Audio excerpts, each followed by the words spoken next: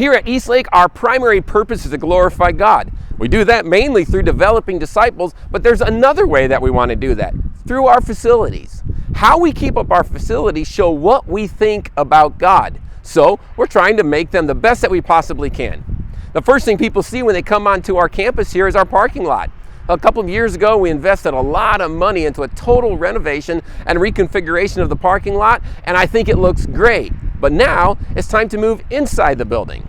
Because of the scope and cost of this project, we plan to do it in 2 phases. Today, I'm going to take you inside and show you what we plan to do in phase 1, which we hope will be finished by the end of October. Phase 2 will be the front part of the building that includes the auditorium and the foyer.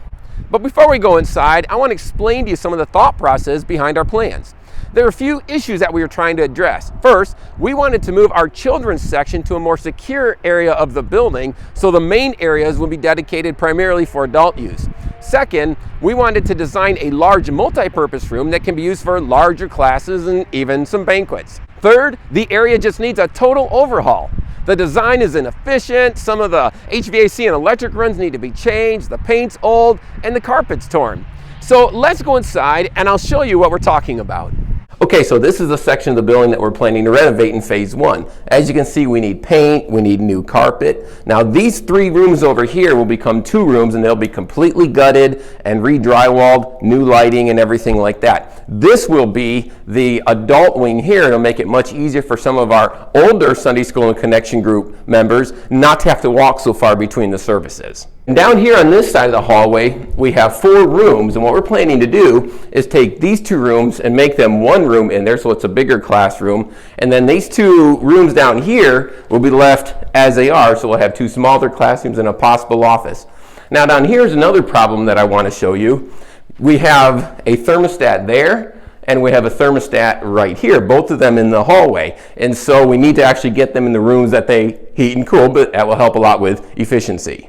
Okay, while we're back here, I want to show you the bathrooms because they also are in serious need of updating. You come in here, you can tell they're very drab. We're planning to put tile down on some of the walls maybe and on the floor and re-update a lot of the dividers there. And this fan in here, maybe you can hear it, is very loud. That will also be replaced.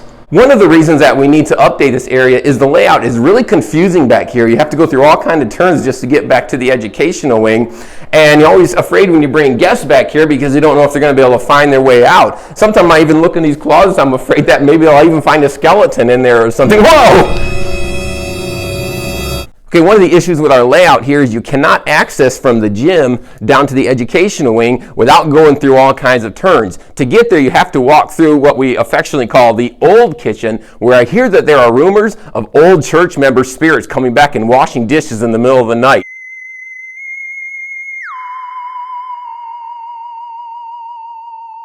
You don't want to have to walk through there if you can help it, because that's where we keep all the ghosts and skeletons.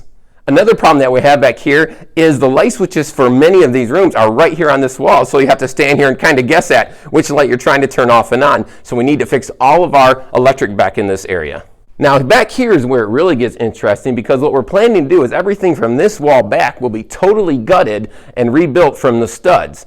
Now these 2 classrooms here where the food pantry is in the back there, that is going to become 2 larger classrooms, so we can have some better classrooms here for adults. And then over there where the youth meet right now, we're planning to make that into 1 larger multi-purpose room, so we have church overflow, we have a larger classroom for some of our classes, and possibly even some small banquets could meet back there.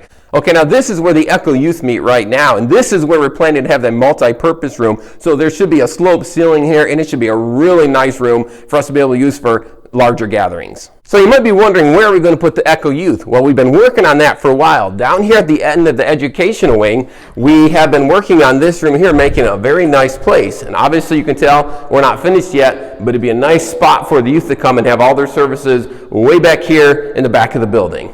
As you can see, these renovations are going to be expensive, but we think it'll be worth it because we want our facilities to reflect the passion that we have for God.